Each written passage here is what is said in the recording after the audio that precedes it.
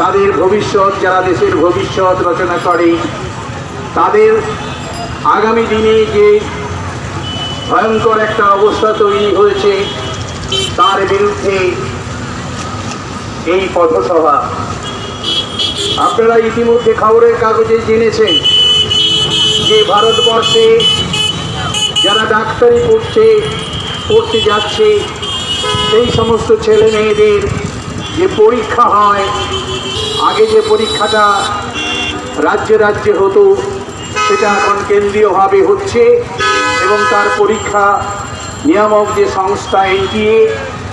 national testing agency, সেইটা পরীক্ষা, এই পরীক্ষাতে ব্যাপক দুর্নীতি হয়েছে এবং লক্ষ লক্ষ ছেলে মেয়ে যারা আগামী দিনে ডাক্তার হবে, যারা আগামী দিনে অন্যান্য যে নেট পরীক্ষা, আগামী দিনে অধ্যাপক হবে, গবেষক হবে,